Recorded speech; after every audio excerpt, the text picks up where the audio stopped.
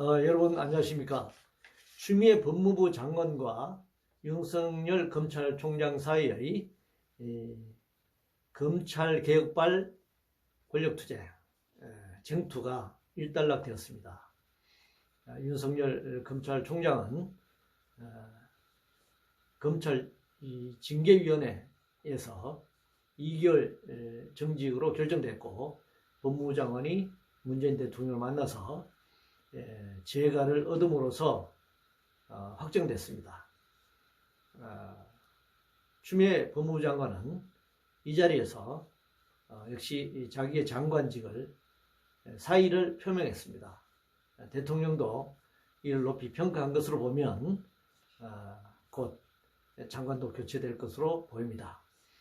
이제 추미애 윤석열 쟁투에서 윤석열 문재인 대통령의 2라운드가 지금 시작될 그런 상황이라고 할 수 있습니다. 검찰 징계법에 따라서 징계위원회는 7명으로 구성되게 되어 있습니다만, 졸속으로 4명만이 임명되고 4명이 참여해서 3명이 찬성해서 2개월 정직을 결정했습니다. 굉장히 졸속으로 처리됐습니다. 윤석열 검찰총장에 대한 징계의 이 문재인 정부와 더불어민주당 집권당의 화두는 검찰 개혁의 일환이라고 되어 있습니다. 무소불위의 검찰 권력을 약화시키고 공수처를 신설해서 서로 수사기관을 견제하는, 사실은 검경 수사권 분리와 관련해서 검찰 권력을 견제하는 것을 경찰에게 수사권을 부여하는 것으로 그동안에 노무현 정부 때부터 논의되어 왔는데, 지금은 공수처를 설치함으로써 검찰의 무소불위의 권력을 약화시키고 공수처를 통해서 견제하는 그런 내용으로 검찰개혁을 말해왔습니다. 그러나 우리가 흰 고양이든 검은 고양이든 쥐를 잘 잡는 것이 잡는 고양이가 좋은 고양이다, 이런 말이 있지 않습니까? 검찰개혁의 본질은 권력의 핵심부를 수사하느냐 마느냐, 소위 말해 권력의 영린을 건드리냐 아니냐, 이런 문제를 떠나서 불법과 비리, 불법과 부정을 정말 법률에 따라, 양심에 따라 사심없이 수사하고 기소하는 것, 그것이 검찰개혁의 핵심이 되어야 할 것입니다. 그러나 이번에 윤석열 찍어내기, 윤석열 쫓아내기 일환으로 진행된 검찰개혁의 내용은 그것과는 거리가 있어 보입니다. 특정감사센터를 비롯한 여러 단체들이 지난 1년여 동안 많은 내용들을 검찰에 고발해 왔습니다. 롱스타 재탈세 문제라든가, 김앤장 게이트는 관련되지 않는 곳이 없을 정도로 광범위하게 관련되어 있는 김앤장 게이트, 넥슨, 라임, 옵티머스, 이건희 이재용 탈세, 그리고 신라젠, 그리고 4.15 총선 당시의 불법적 위성정당에 관한 고소고발 등 수없이 많은 고소고발 사건이 있었습니다만, 대부분이 각하되거나 기각되었습니다. 만약에 윤석열 검찰총장이 이런 내용을 다 각하라고 기각이나 각하라고 지시했다면 이거야말로 징계 대상이 되어야 할 것입니다. 그러나 추미애 법무부 장관이 들어서면서 금융범죄 특수수사부를 해체하는 등 사실은 검찰이 제대로 수사해야 될 그런 기구들을 폐지하거나 또 그에 관련된 검사들을 좌천시키거나 그렇게 했습니다. 또 문재인 정부와 관련된 수사, 울산시장 선거 하명 사건이라든가 조국 전 장관에 대한 수사라든가 이런 여러 가지 사건들과 관련해서 정부는 윤석열 검찰총장을 수사에서 배제시키고 급기야는 총장직 자체를 박탈시키려는 그런 시도를 해왔습니다. 이 검찰청법에는 검사는 장관이 제청하고 대통령이 임명하도록 되어 있습니다.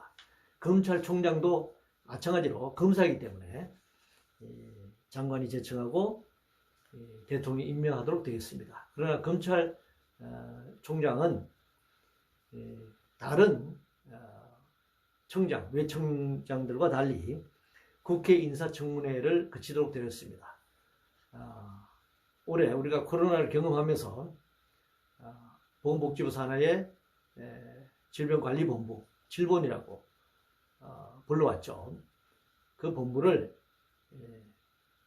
코로나 상황 그리고 그 엄중함을 생각해서 청으로 성격시켰습니다. 물론 보건복지부 장관의 지휘감독하에 있기는 하지만 그러나 외청으로 독립시킨다고 하는 것은 그만큼 대통령의 직접적인 관할 사항이 된다고 하는 것입니다. 특히 이 검찰총장이 인사청문회를 거치는 것은 법무부 장관의 지휘감독하에 있다고 하더라도 그만큼 독립성이 중요하다라고 하는 것을 의미하는 것입니다. 그래서 지난번 국정조사 때 검찰총장이 법무부 장관의 부하인가 아닌가라는 그런 논란도 있었습니다. 형식적으로 지휘감독을 받는다고 하더라도 수사나 기소에 있어서 당연히 독립성을 보장받아야 하는 것이고 또 대부분이 그렇게 해왔습니다. 그러나 윤석열 검찰총장의 경우에는 법무부 장관이 권한을 행사해서 법에 있다고 해서 무조건 그것을 행사할 수 있는 것은 아닙니다. 아주 제한적이야 함에도 불구하고 노골적으로 수사 지휘에서 배제하고 법무부 장관이 직접 개입해 왔습니다. 법무부 장관이 검찰총장을 대통령에 제청하고 대통령이 임명한다고 하더라도 검찰총장은 헌법상 별도의 조항이 있습니다. 헌법 89조 제16항에 보면 검찰총장을 대통령이 임명할 때는 국무회의에 심의를 거치도록 되어 있습니다. 그만큼 독립성을 중요하게 생각한다고 하는 것입니다. 그래서 대통령도 문재인 대통령도 윤석열 검찰총장 임명할 당시에 살아있는 권력도 수사해라 그렇게 얘기했습니다. 그러나 아마 내심으로는 나와 직접 관련된 수사는 적당히 했으면 좋겠다 그런 내심으로 얘기하지 않았을까 지금 와서 보면 그런 생각이 듭니다.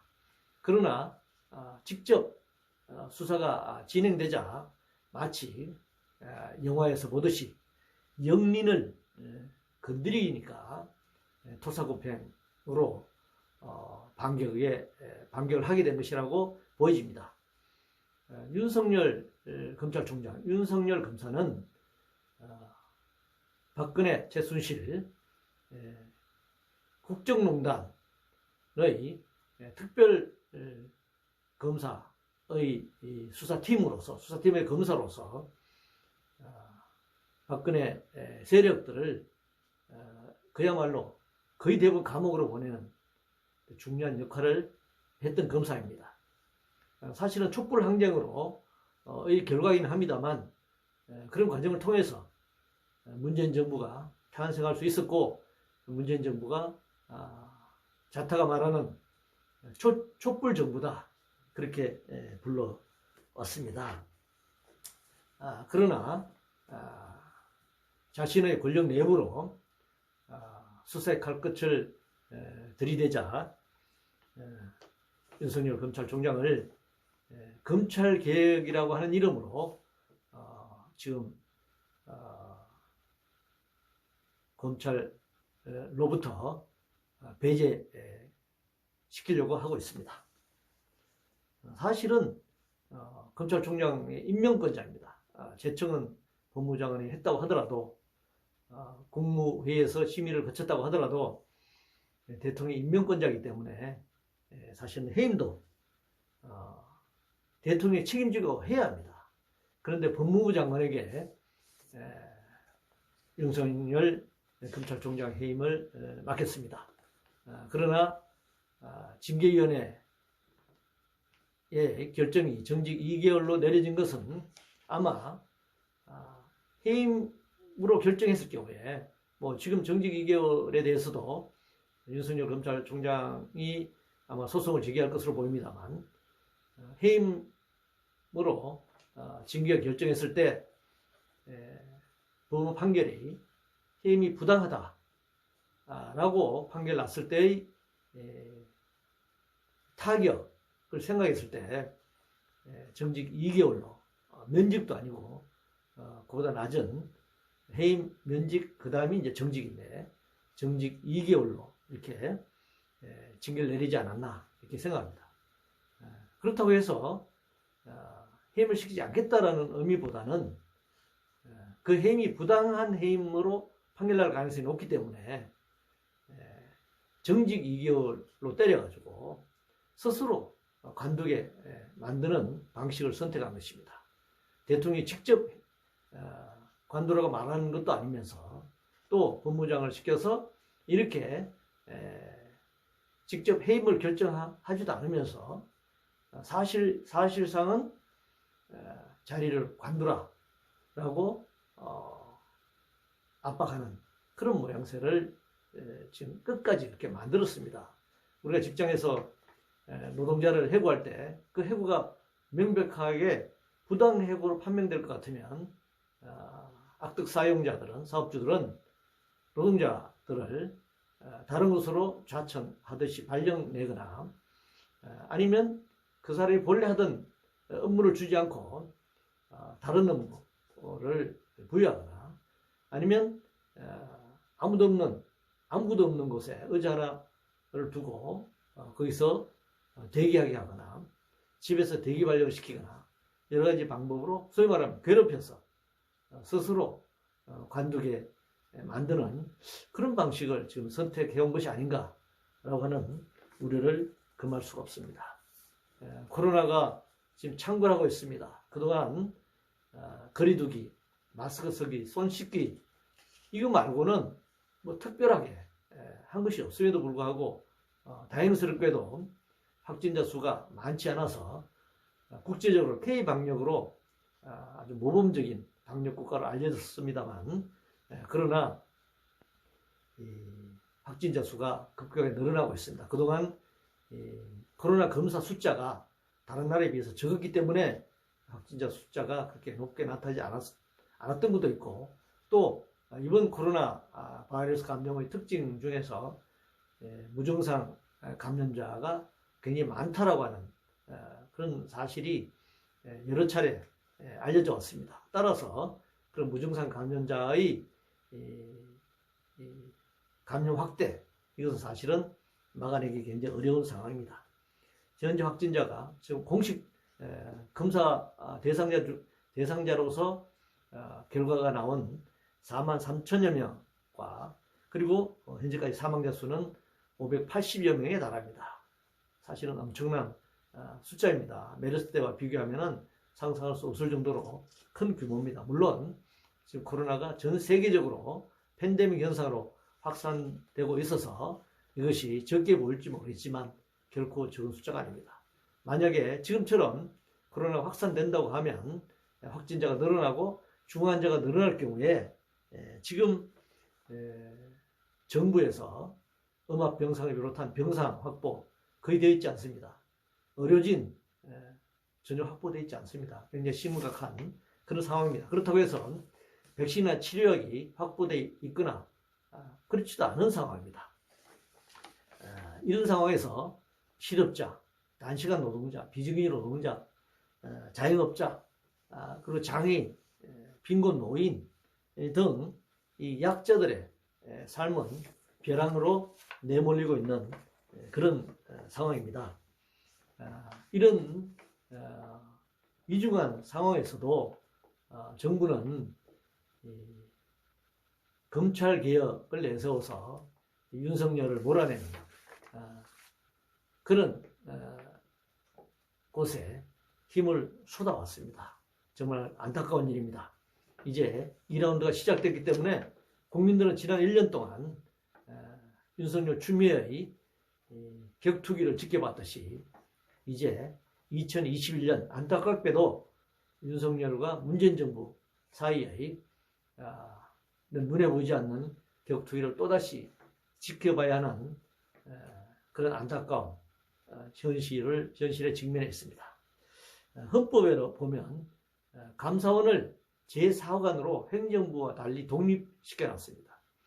감사원장도 물론 여러 국회나 여러 동의 절차가 있습니다만 최종적으로 대통령이 임명합니다. 그런데 이 검찰총장이 왜 법무부 장관이 제청하고 대통령이 임명하고 법무부의 지휘 감독하에 형식으로 있다고 하더라도 왜 독립성이 부여되어야 하느냐라고 하는 것은 삼척동자도 다 아는 사실입니다. 살아있는 권력도 수사해야 하기 때문에 권력으로부터 정말 독립적이지 않으면 안 된다고 하는 것입니다. 그래서 헌법 개정이 지금 진행될 가능성은 없어 보입니다만 헌법 개정을 해야 될 필요성은 많이 있습니다. 여러 곳곳에 헌법 시대에 맞지 않는 그런 헌법 조항들이 많고 또 새롭게 보강해야 할 개정해야 할 내용들이 굉장히 많습니다. 헌법 개정이 이루어진다면 검찰청도 감사원처럼 독립시켜야 한다 그렇게 생각하고 검찰총장을 권력자가 임명하는 것이 아니라 직선제 방식은 여러 가지 방식이 있겠습니다만 직접 선출하는 그야말로 명실상부하게 권력으로부터 검찰을 독립시키는 그것이 꼭 독립이라고 해서 무소불위의 권력을 갖는다라고 말할 수는 없는 것입니다. 우리가 삼권 분립이라고 하는 것이 삼권이 분리 독립되었다고 해서 사법부가 국회가 무소불위의 권력을 가질 수 있다라고 말하는 것은 아닙니다. 독립된다고 하는 것은 중립성을 지키고 보장한다라고 하는 의미도 있는 것입니다. 문재인 정부는 윤석열 검찰총장 정직 2개월 이 기간 동안에 여러 가지 소송도 진행되겠습니다만 무엇이 진정으로 검찰 개혁인지 무엇이 이 정부가 생각하는 정의와 공정인지 하는 점을 다시 한번 숙고하기를